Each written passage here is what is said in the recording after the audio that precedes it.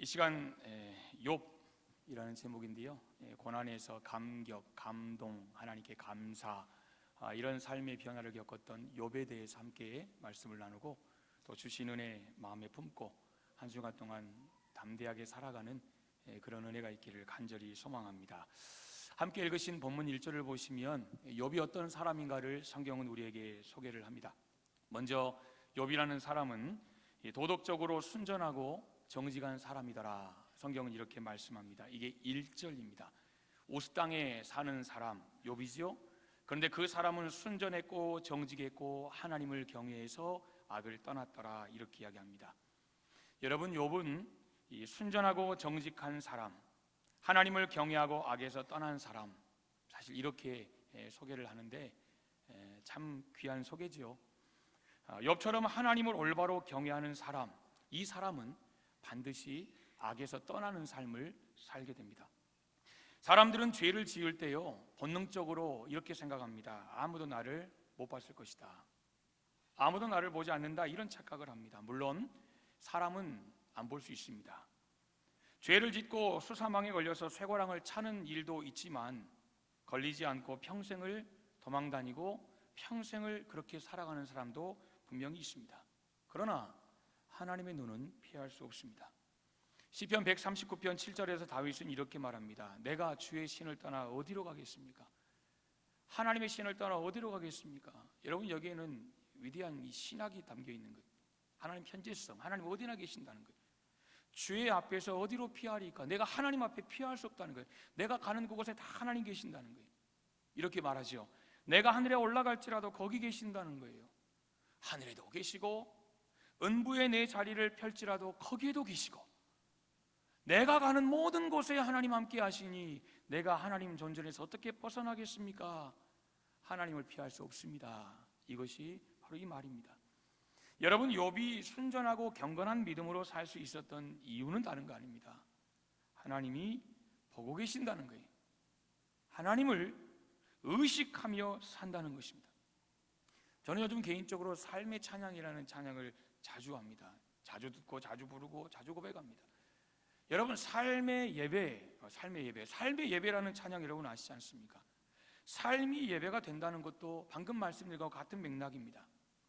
삶이 예배가 된다는 것은 매 시간 예배를 드려라는 의미가 아닙니다. 여러분, 하나님을 의식하며 살라는 말 아니겠습니까? 쉬지 말고 기도하라는 말씀도 같은 것입니다. 우리가 할 일이 얼마나 많은데 하루 24시간 내내 주여 주여 주여 여러분 이렇게 부르짖고 기도만 하겠습니까? 하나님을 의식하며 살라라는 것입니다. 성경을 보면 실제로 그렇게 살았던 사람들이 참 많은데요, 그들 중에 대표적인 사람이 요셉이라는 사람입니다. 창세기 39장을 보면 요셉이 보디발의 가정의 집사로 있습니다. 그러니까 총무죠. 모든 것을 총괄합니다.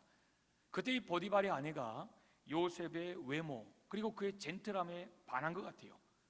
그래서 그를 유혹합니다. 그때 요셉이 했던 말, 이게 창세기 39장 9절입니다. 이 집에는 나보다 큰 이가 없으며 그랬어요. 맞는 말이에요. 보디발과 그의 아내를 제외하고 이 지금 종들 가운데 가장 서열 1번이 지금 요셉입니다. 내가 1번이지만 죄인이 아무것도 내게 금한 것이 없지만 모든 것 네가 알아서 다 해라, 네가 알아서 해라. 그러나 하나 금한 게 있습니다. 그게 당신입니다. 여러분, 아무리 이 종이 충직스럽고 충성해서 진실해서 내가 믿는다고 한들 자기 아내를 맡길 그런 주인이 어디 있습니까? 심지어 자녀의 교육까지 네가 다 알아서 해라 이럴지라도 내 아내만큼은 오직 내가 아닙니까? 오직 내 아내는 내가, 이게 여러분 정상적인 거예요. 그러니까 지금 오늘 요셉의 고백은 아주 지극한 거예요. 금한 것은 당신뿐이에요. 그런데 지금 이 여인이 그것을 깨려고 하는 거죠. 그러면서 요셉이 이런 말합니다. 그런즉 내가 어찌 이 큰 악을 행하여 하나님께 죄를 지으리까? 여러분, 좀 거창하게 표현됐는데요, 내가 어찌 하나님께 죄를 지으리까, 이 말을 쉽게 바꿔 말하면 나는 하나님의 마음을 아프게 할 수 없습니다, 이거예요. 나는 하나님의 마음을 아프게 할 수 없습니다. 나를 사랑하시는 하나님, 내가 사랑하는 그 하나님의 마음을 나는 절대 아프게 할 수 없습니다. 여러분, 사랑하는 사이라면 서로에게 고통이 아니라 서로에게 기쁨이 되어야 되지 않겠습니까? 사랑한다면 내가 이렇게 행동했을 때 저 사람이 고통을 당해 멈춰야 될 거 아닙니까? 안 하려고 애를 쓰고 노력해야 될 거 아닙니까? 인간과 인간 사이에도 사랑한다면, 정말 사랑한다면, 말이 아니라 삶으로 마음으로 사랑한다면, 이것 때문에 저 사람이 고통스럽다면 내가 노력할게. 내가 정말 피를 쏟는, 살을 깎아내는 그런 고통을 할지라도 내가 정말 노력할게. 이게 여러분 인간관계 속에서도 이게 필요한데, 전능하신 살아계신 하나님의 관계 속에서 오늘 이 요셉의 내가 어찌 이 큰 악을 행하여 하나님께 죄를 짓겠습니까? 나는 하나님의 마음을 아프게 할 수 없습니다. 여러분, 이거 당연한 고백 아니겠습니까? 사랑한다면 서로가 서로에게 출소하는 날에 얼음 냉수같이 마음을 시원하게 하는, 여러분, 그런 관계가 되어야 한다는 거죠. 결국 요셉은 이러한 믿음과 확신 속에서 그 여자의 유혹을 거절하고 뛰쳐나옵니다. 여러분, 요셉이요, 지금 이 혈기왕성한 때에 유혹을 뿌리칠 수 있었던 이유, 돈 가지고 유혹하는 거 아니잖아요. 이미 요셉에겐 돈 많았을 거예요. 이미 자기가 가진 거 있었을 거예요. 나름대로 그 집에서 종 가운데 서열 1번이잖아요. 그러니까 지금 요셉에게 사탄이 요셉을 무너뜨릴 수 있는 것, 여러분, 그것이 무엇이겠습니까? 이성 아니겠습니까? 여자 아니겠습니까? 요셉이 넘어질 수밖에 없다고 생각된 그것을 가지고 왔다는 거죠. 그러나 요셉은 넘어지지 않아요. 그의 삶을 하나님이 기뻐하시는 경건하게 살 수 있었던 이유, 요셉이 그 유혹을 뿌리칠 수 있었던 이유는 하나님이 보고 계신다, 하나님을 의식하는 삶을 살았기 때문이라는 거예요. 사랑하는 성도 여러분, 특별히 오늘 이제 함께 이 자리에서 예배하는 우리 교회 학교 친구들, 우리가 인생을 살면서 요셉이나 오늘 성경의 욥처럼 하나님이 나를 보고 계신다, 하나님을 의식하는 그런 삶을 살아갈 수 있기를 소망합니다. 우리가 생각할 때 사람들 모르잖아요. 그러나 내가 생각하는 그 머릿속의 모든 생각이 하나님 앞에 그대로 보고가 된다는 것, 우리가 그것을 의식하고, 내가 말하는 것, 단지 이 말을 듣는 상대, 남들은 아무도 몰라요. 그 사람에게 내가 쏟아내는 악한 말이든 저주의 말이든 독설이든 어떤 것이든 그 말조차도 하나님이 그 가운데 함께 계셔서 다 듣고 계신다는 것, 우리가 어떤 행동을 할 때 그 행동, 그 작은 것 하나까지도 하나님이 함께 하시고 하나님이 보시고 아신다는 것, 하나님을 여러분 의식할 때 오늘 우리는 욥처럼 죄로부터 분리된 순전하고 경건한 삶을 살아갈 수 있는 것입니다. 두 번째, 욥은 경제적으로 복을 많이 받은 사람이에요. 2절과 3절이 그 내용입니다. 욥의 자녀는 아들 7, 딸 3입니다. 아들 7, 딸 3. 여러분, 딸 3, 아들 7이잖아요. 근데 반대로 딸 7, 아들 3이어도 여러분, 이것도 복된 거예요. 근데 그 당시에 사실 시대적으로 아들이 많을수록 이게 뭔가 어깨에 힘이 들어가는 그런 시대 아니겠습니까? 근데 욥은 10명 가운데 7이 아들이고 3 딸이 3입니다. 그러니까 지금 자녀의 복을 받았다라는 거예요. 이것만이 아니에요. 그는 재산도 많았습니다. 여러분, 그런데 중요한 것은 재산이 많다는 것 자체가 모두 하나님의 축복은 아닙니다. 많이 가졌다는 것이 하나님의 축복이 아니라는 거예요. 재산은, 물질은 사용하는 사람에 따라 축복도 될 수 있지만 사용하는 사람에 따라 오히려 내게 화를 부를 수도 있다라는 거예요. 이걸 잘 사용하면 이게 여러분 복이에요. 그러나 잘못 사용하면 결국 삶을 파멸에 이르게 하기도 하잖아요. 그래서 유대교, 유대인의 탈무드에 보시면 돈은 칭송해서는 안 되고 돈은 경멸해서도 안 된다 그랬어요. 그래서 돈은 중립이라는 거예요. 돈은 더러운 것도 아니고 돈은 아름다운 것도 아니라는 거예요. 중립이라는 거예요. 돈은 쓸모 있는 것이나 쓸모 있잖아요. 그러나 그 돈을 어떻게 사용하는가가 중요하다, 이렇게 여겼어요. 정확한 표현이에요. 여러분, 오늘 욥은 많은 재산을 잘 사용했어요. 그러니 그의 재물은 복이 됐다는 거죠. 사랑하는 여러분, 여러분이 가지고 있는 재산이 축복이 되려면 잘 사용하셔야 합니다. 죄 짓고 타락하고 방탕하고 있다고 교만하고 절대 안 된다는 거예요. 그럼 결국 재산이 복이 아니에요. 바라기는 여러분, 하나님이 재산을 주셨든 무엇을 주셨든 하나님이 여러분에게 주신 것이 넉넉하면 그것을 하나님이 기뻐하시는 일에 여러분 많이 사용하시기를 주님의 이름으로 축복합니다. 그럴 때 그것이 여러분에게 복이 되는 거예요. 세 번째, 욥은 훌륭한 신앙의 가정이었습니다. 4절과 5절입니다. 그의 아들들이 자기 생일에 각각 자기의 집에서 잔치를 베풀 때에, 그 다음 보세요, 욥이 그들을 불러다가 성결하게 했다 그랬습니다. 아침에 일어나서 그들의 명수대로 번제를 드렸는데 그 이유가 무엇입니까? 혹시 내 아들들이 죄를 범하여, 보세요, 그 다음 보세요, 마음으로 죄를 범할 때 우상을 섬기거나 방탕하거나 타락한 행위를 한 게 아니라 혹시라도 마음으로라도 하나님을 욕되게 했을까? 오늘 욥이 이렇게 고백을 합니다. 욥이 잔치 속에서 혹시 자녀들과 가족들이 하나님께 범죄하진 않았을까? 그리고 하나님 앞에 제사를 드리는 거예요. 여러분, 욥은 어떤 인물입니까? 지금 사랑하는 자녀들에게 믿음을 심어주는 자상한 가장이에요. 그냥 자녀들을 잘 먹이고 잘 입히는 그런 가장이 아니라 믿음으로 자녀들을 양육해가는, 믿음으로 사는 삶이 어떤 삶인가를, 하나님 앞에 거룩한 삶이 어떤 삶인가를, 하나님이 원하시는 삶이 어떤 삶인가를 직접 보여주고 그들에게 그것을 심어준 그런 자상한 아버지, 참된 신앙인의 모습을 오늘 성경을 통해 보여주고 있다는 거예요. 사랑하는 여러분, 좋은 신앙의 가장이 되시기를 주님의 이름으로 축복합니다. 정말 좋은 신앙의 부모가 된다는 것, 여러분 이거 축복 아니겠습니까? 바라기는 우리 대성교회 모든 성도님들이 지금도 하나님 안에서 믿음의 가정을 세우고 계시지만 오늘 성경의 욥처럼 더 아름다운 가장들 되시기를 소망하고, 또한 우리의 가정이 이런 가정 될 수 있기를 주님의 이름으로 축복합니다. 그런데 이런 분위기는 5절에서 끝납니다. 6절부터 무서운 시련과 풍파가 찾아옵니다. 물론 지금 6절 이하에 벌어진 일들은 욥 여러분 뒤편에서, 욥의 인생 무대 뒤에서 하나님과 이 사탄과의 이런 여러 가지 대화 속에서 나타나는 그런 장면입니다. 하나님이 욥을 칭찬하십니다. 여러분, 하나님께 칭찬받는 저와 여러분 되시기를 주님의 이름으로 축복합니다.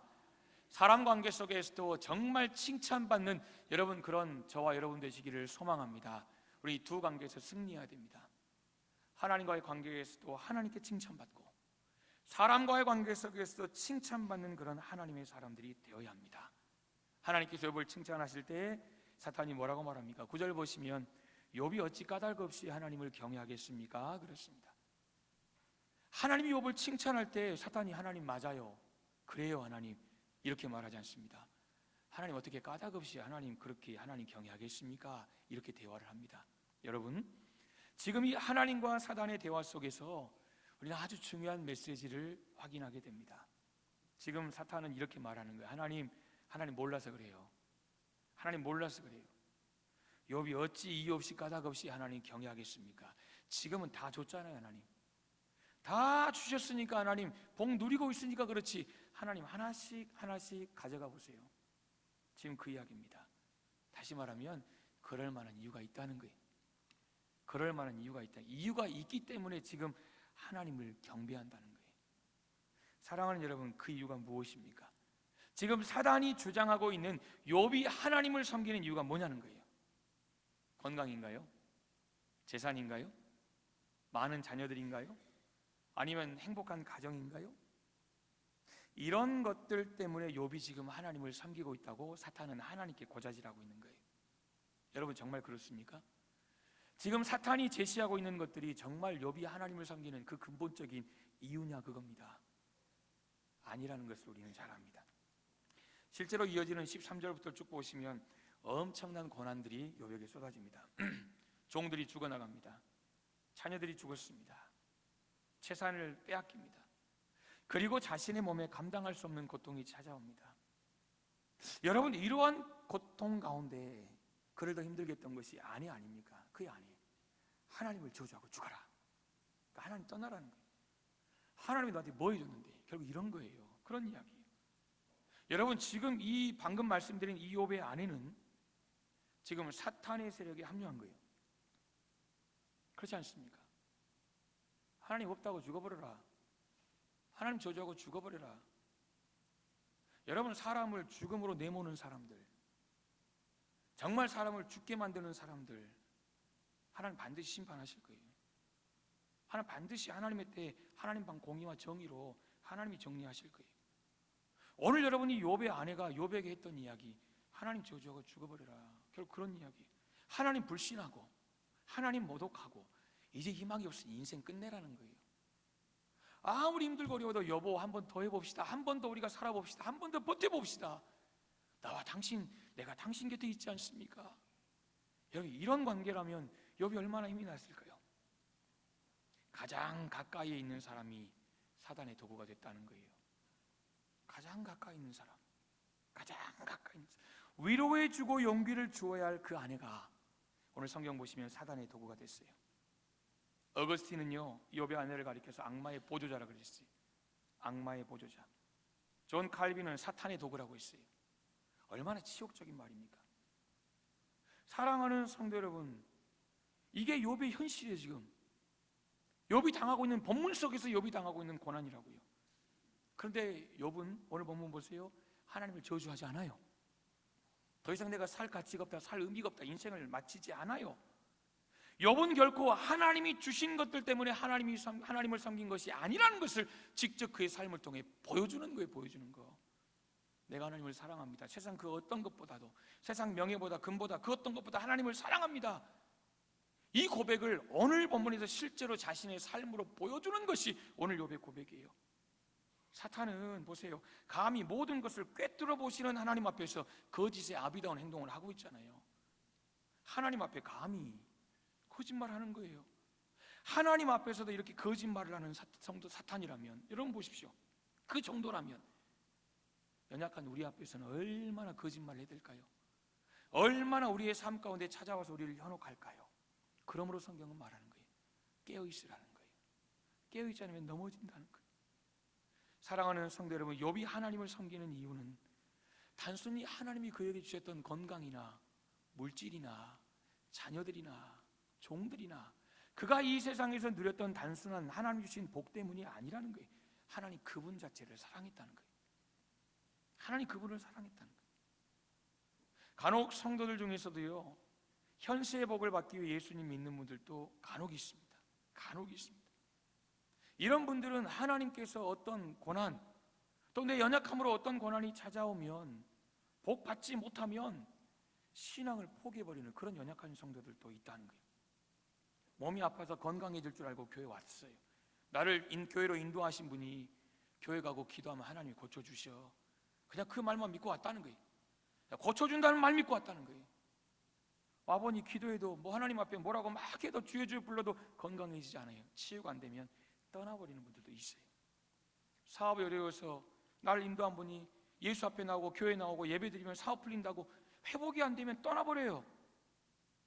자녀들이 잘 될 줄 알고 교회 왔는데 여전히 어려우면 교회 빠이빠이 하는 분들도 있다라는 거예요. 교회 나오고 신앙생활을 하는 이유가 결코 바르지 않는 분들입니다. 여러분, 성경을 보면 우리 예수님은 가시는 곳마다 많은 사람들이 뒤따랐습니다. 그 군중들 중에는 예수님을 정말 좋아하고 또 예수님이 정말 특별하신 분이다, 그분의 말씀이 너무 좋아서 그분을 쫓아다녔던 사람들도 있었겠지요. 그런데 많은 사람들은 단지 먹을 것 때문에 예수님을 쫓았어요. 그러니까 오병이어의 기적, 뭔가 어떤 놀라운 이적 같은, 기적 같은 여러분 그런 것들 보고 찾아왔다는 거예요. 만약에 예수님께서 이런 기적을 행하지 않으셨으면 과연 몇이나 예수님을 따라다녔을까? 여러분, 퀘스천 마크입니다. 실제로 기적을 행하시던 예수님이 십자가에 달리실 때 그들은 예수님을 대적하고 조롱하고 그분을 거부하고 그분을 떠났습니다. 그분을 떠난 그들이 예수님을 따랐던 가장 큰 이유가 무엇입니까? 먹고 마시는 거예요. 이 세상에서 예수님이 주시는 그 은혜, 하나님이 주시는 그 은혜, 여러분 거기에 심취해서 예수님을 쫓았다는 거예요. 사랑하는 성도 여러분, 여러분은 예수를 믿는 가장 큰 이유가 무엇입니까? 여러분, 우리가 기억할 건 이거예요. 우리가 어떤 일을 시작할 때요, 내가 왜 이 일을 시작하나, 내가 지금 왜 이 일을 하나, 이거 잃어버리면 방황합니다. 사역도 마찬가지예요. 여러분, 연말에 여러분 마음 안에 하나님이 내게 주신 이 사역, 내가 정말 교회를 세워가고 하나님께 기쁨이 되게 이 사역 감당하리라, 이 마음을 가지고 우리가 시작하잖아요. 우리가 그 마음을, 하나님이 왜 나를 부르셨고 내가 왜 여기 이 사역을 감당하고 이 자리에 있는지를 우리가 잊어버리기 시작하잖아요. 내가 왜 여기 있는지 그 가장 큰 이유를 잊어버리기 시작하면 그때부터 상처받아요.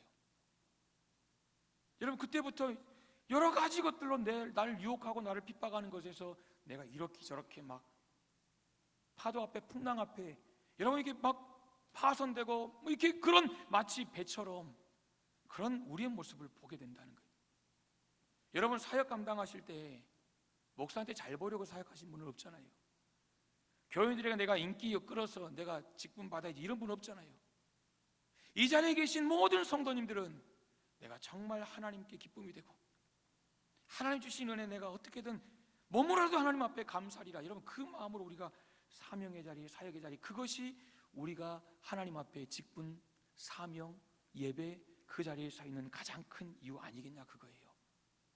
그 이유를 잊어버리면요 넘어져요. 작은 것에도 힘들어하는 우리의 모습을 볼 수밖에 없다는 거예요. 사랑하는 성도 여러분, 오늘 욥기를 보면서 예수를 믿는 가장 큰 이유가 뭐냐는 거예요. 여러분, 예수님 믿는 가장 큰 이유가 무엇입니까? 부자 되기 위해서입니까? 부자 되기 위해서입니까? 내 연약한 몸뚱아리 하나님 안에서 건강함으로 회복되기 위함입니까? 출세하기 위함입니까? 단순히 내 눈앞에 놓인 인생의 여러 가지 문제를 해결받고 싶어서 여러분 이 자리에 있는 것, 저는 믿기에 여러분 우리는 아니라고 봅니다. 만일 이것이 예수 믿는 가장 큰 이유라면 잘못된 거죠. 오늘 욥이 이런 것 때문에 하나님을 믿었다면 1장에서 여러분 2장도 넘어가기 전에 욥은 그냥 욥기는 그냥 사라졌을 거예요. 욥이 만약에 하나님이 주신 건강, 물질, 자녀, 뭐 좋은 여러 가지 이 땅에서 은혜로 누리는 것 때문에 하나님을 믿었다면 사단이 하나님 앞에 고백한 대로, 하나님 앞에 예상한 대로 그는 하나님 반드시 떠났을 것입니다. 그런데 여러분, 오늘 본문을 보시면 욥은 재산 없어지고 자녀들이 없어지고 몸에 병이 들어도 그래도 하나님을 떠나지 않더라는 거예요.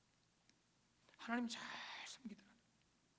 그러므로 욥기는 내게 있는 것들이 하나씩 하나씩 사라져가도 하나님을 섬길 수 있어야 참된 신앙이라는 것을 오늘 본문은 우리에게 가르쳐주고 있다라는 것입니다.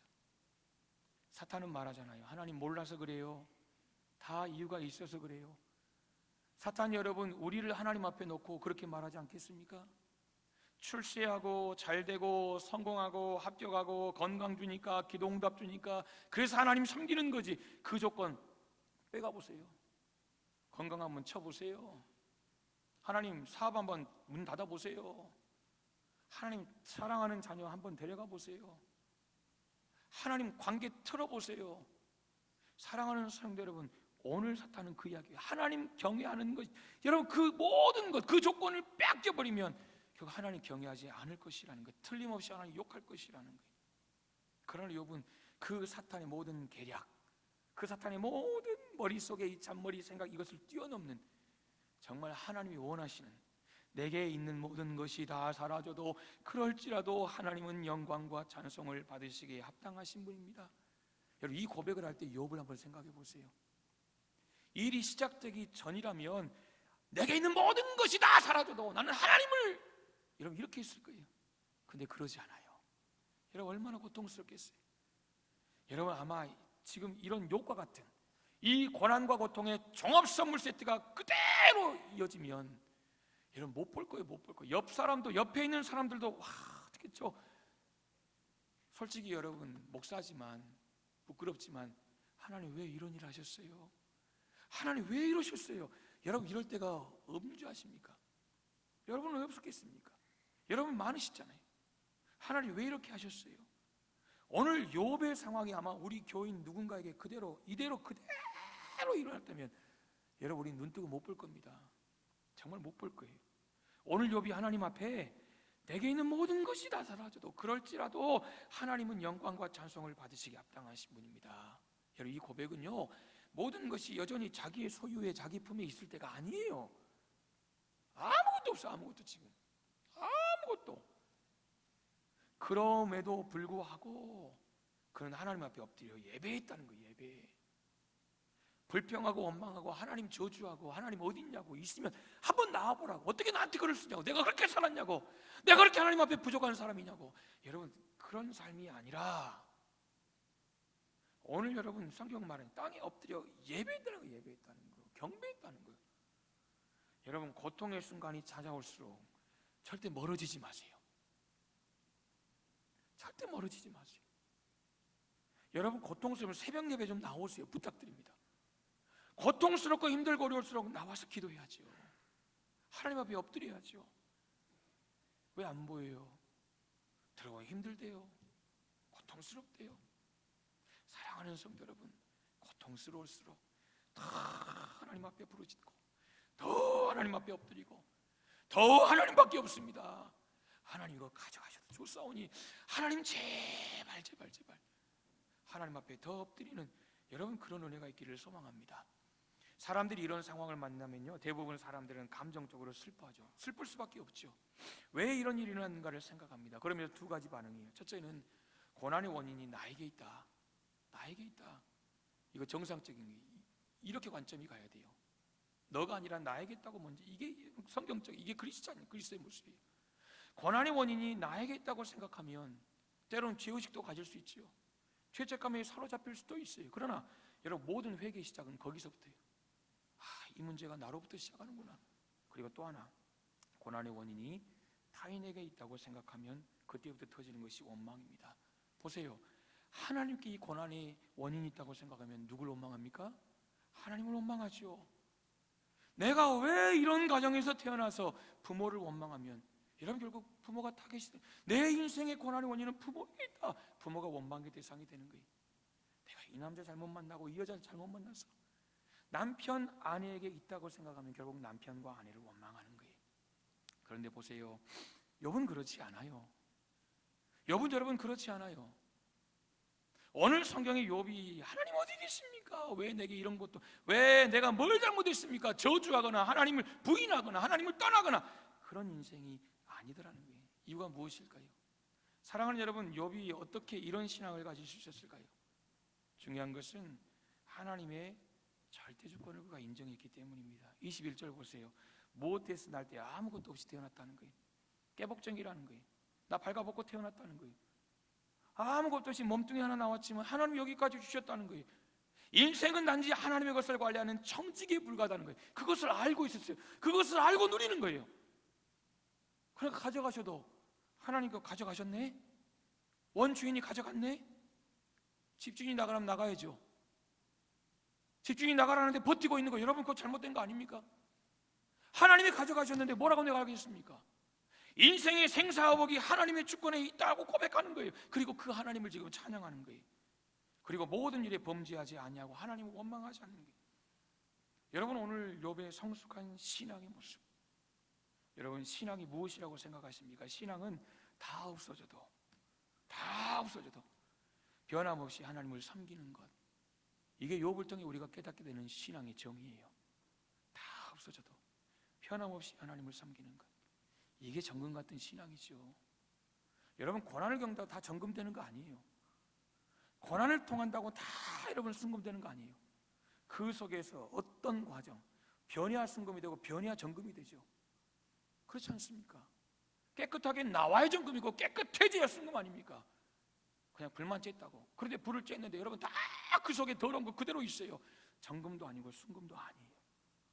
오늘 욥을 통해서 많은 교훈과 많은 영적인 깨달음이 우리에게 있지만, 그러나 신앙이 무엇입니까? 우리의 삶의 많은 것들이 하나씩 하나씩 내 품에서 떠난다 할지라도 변함없이 하나님을 섬기는 것, 변함없이 하나님의 뜻에 굴복하는 것, 여러분 이것이 하나님을 섬기는 하나님의 백성의 삶이라는 것입니다. 말씀 맺겠습니다.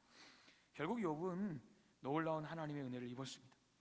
원래보다 갑절로 회복된 것입니다. 그러나 그가 누리게 된 더 큰 은혜는 이제는 더 이상 종교적인 전통이나 조상들의 가르침에 의한 하나님에 대한 지식이 아니라 이제 하나님을 인격적으로 그의 삶 속에서 만나게 되었다는 거예요. 눈으로 봤다고 고백하지 않습니까? 그렇게 삶으로 하나님을 경험한 것입니다. 여러분 욥기서는 고난으로 시작해요. 고난으로 시작하지만 결국 그 고난을 넘어요. 뛰어넘어서 영적 육적인 은혜 속에서 놀라운 감격으로 욥기가 마무리된다는 것입니다. 오늘 이 자리에 있는 저와 여러분에게도 고난이 있습니다. 우리가 자녀들을 생각하면 한숨이 나오는 그런 분들도 계실 겁니다. 사업으로 인한 근심 걱정에 눌려있는 분도 계실 것입니다. 건강이 좋지 않아서 뭔가를 하고 싶어도 할 수 없는 분들도 계실 것입니다. 인간관계가 참 어려운 분들이 있을 거예요. 인간관계가 막혀있는 분들도 있어요. 그래서 함께 한다는 것, 또 함께 나아간다는 것이 때로는 무거운 짐인 분들도 있을지 모르겠습니다. 사랑하는 성도 여러분, 오늘부터 우리가 욥기서를 다시 한번 묵상하면서 자녀들 때문에 한숨이 나오거들랑, 사업으로 인한 근심 걱정에 눌리시걸랑, 건강으로 인간관계에 눌림이 있거든 절대 생각으로 입술로 범죄하지 않는 그런 저와 여러분 되기를 소망하고, 모든 것이 하나님께로부터 왔음을 인정하고 오히려 땅에 더 엎드려서 하나님을 바라보고 또 하나님 은혜를 구하는 그런 욥, 그래서 하나님이 주시는 더 풍성한 은혜를 경험하는 그런 저와 여러분 될 수 있기를 주님의 이름으로 축복합니다. 그래서 정금, 순금 하나님이 원하시는 거룩한 하나님의 백성들로 더욱더 귀하게 쓰임 받으시기를 주님의 이름으로 축복합니다. 아멘. 이 시간 함께 찬양하기